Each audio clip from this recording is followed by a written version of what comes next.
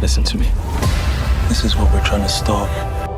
Hello YouTube and people of the interwebs, welcome back to another Doctor Who video. Today I'm going to be previewing Doctor Who Season 1 Episode 3, Boom. Written by the long, what? I don't know where I was going with that. The legend that is Steven Moffat, former Doctor Who showrunner and one of my personal favourites. He actually wrote my favourite series of the show, which is Series 10. I mean, Series 10 and Series 4, for me, they're very, very close. And Series 1, and I mean, I don't know, it's difficult. I love Doctor Who. If you hadn't guessed, not that the channel or anything makes it obvious. But we have high praise from the 15th Doctor himself. Ncuti Gatwa says that Boom, Episode 3, so next week's episode, is actually his favourite episode of the new season, despite the fact that he understood basically nothing that was going on when he initially read the script. But I assume he knows what's going on now. At least, I hope he does. So that's already high praise from Ncuti Gatwa, but what's interesting is Boom has its roots in a classic Doctor Who story. Previewed in the latest edition of Doctor Who magazine, Boom, directed by Julie Ann Robinson, is revealed to have roots in a classic era story. Doctor Who magazine writer Paul Kirkley writes, "The story's big idea has its genesis, remember that word, theory time, has its genesis in a Doctor Who tale from many decades ago. You'll know it when you see it, along with the odd kiss to Steven's own Who legacy." Okay, Genesis. The word Genesis. We know that the synopsis of this episode, which we'll come to in a minute, involves the Doctor stepping on a landmine. It's getting into scrapes. Genesis of the Daleks? This is my little theory. I don't know whether the planet they're on is Skaro. If you look at the photos, it's definitely a war-torn planet. There's sort of orange battled stuff. But Russell has made it very, very clear. I mean, it's probably a lie, but they have repeatedly said there are no Daleks in Season 1, and I don't think you'd have Daleks show up in Episode 3. I don't think you'd do that. They're more of like a finale scale or end of the season scale villain. I think maybe it's kind of a moral dilemma, or maybe it is just as simple as the Doctor stepping on a landmine, as he does at the beginning of Genesis of the Daleks. I mean, Steven Moffat already took major inspiration from Genesis of the Daleks when writing his own Doctor Who, Dalek two-parter at the start of Series 9, which asked the question of, if you met a child, could you kill that child? If Davros, all of those parallels, wonderful stuff there. So it can't just be that again. Drop theories in the comments. Now, Russell T Davies also talks highly of this episode. I mean, he talks highly of all Doctor Who. He's a Doctor Who obsessive like the rest of us, but he says in specific that Steven is obviously a genius. No arguing there. "I knew him of old, and he's my friend," Davies explains. "You can't blame me for embarking on a brand new enterprise and getting a friend on board.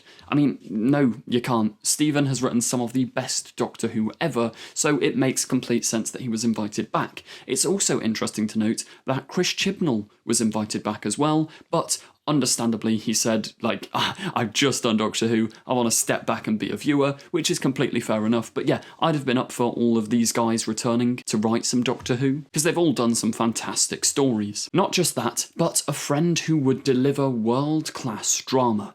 Let's not forget, he invented the Weeping Angels. He gave away a major movie franchise with that one simple idea that alone could have made him $1 million at the box office, and every idea he has is like that. This is correct. If we go back to Series 7, every episode of that season is kind of, I think the aim was its own blockbuster movie, and whatever concept Steven Moffat has cooked up in Boom, I'm really excited to see. I think it has something to do with ghosts. That's been a long-standing rumour, and I think there's that one shot in the trailer where you can see sort of a hologram maybe, or a ghostly figure in the background. Boom is shaping up to be an exciting episode. Moffat has said in many interviews that he's always hesitant about the idea of returning to write Doctor Who, but in the end it didn't take that much convincing from Davies to get him on board. 2 phone calls, Davies says. It wasn't quite immediate, as he says himself he's written something like 60 episodes or more, and he has a slightly busy career. It must be said he's not exactly short of work.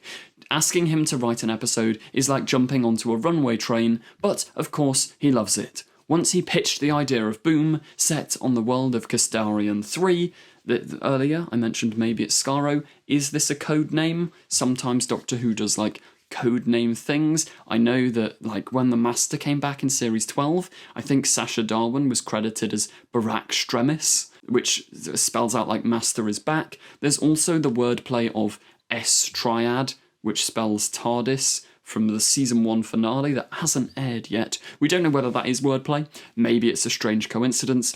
I think it's there in the trailer. It's not a coincidence. Maybe I'm a conspiracy nut. It's not a coincidence. Russell says he just leapt on it and said, please come and write that. I begged. It's a brilliant episode, absolutely brilliant, which is high praise. I mean, Russell's written some fantastic stuff, and if he's this excited about a Stephen Moffat episode, I'm sure it is shaping up, especially since it's Ncuti Gatwa's favourite as well, to be an instant classic. I mean, Stephen Moffat wrote some of the best episodes while he was working under Russell T Davies. I think the pair of them just sort of, yeah, the vibe between them, the work between them, it flows. As Russell mentioned, Blink, The Empty Child, Silence in the Library, Forest of the Dead, Girl in the Fireplace, all classic episodes that went down really, really well with the fandom, so I'm sure this is shaping up to be something exciting. But we also have a cast list for Boom, which we'll go through now, because there's a very interesting member of the cast right at the bottom of the list, which we'll come to in a second.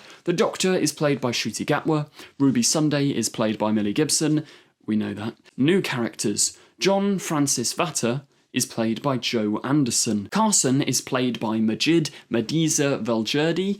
I am incredibly sorry if I've pronounced that name wrong, I always get things wrong in these videos. I hold my hands up.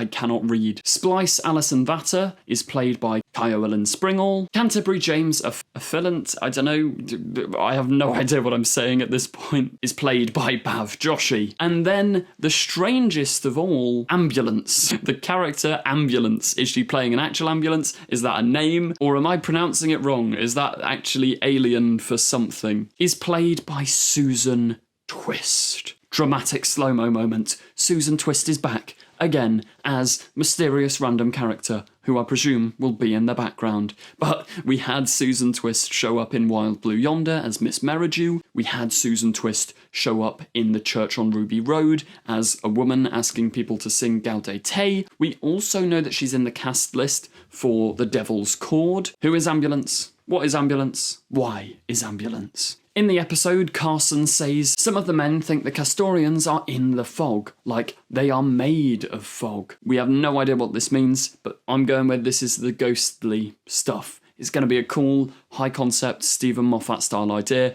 and I am fully on board for that. But for now, that's kind of all we know about Boom, so let me know your theories and thoughts in the comments down below. If you did enjoy this video, please do remember to like, comment, subscribe. On this channel, you get all the Doctor Who updates you possibly need, all Season 1 stuff coming here soon. Thank you very much for watching, and goodbye.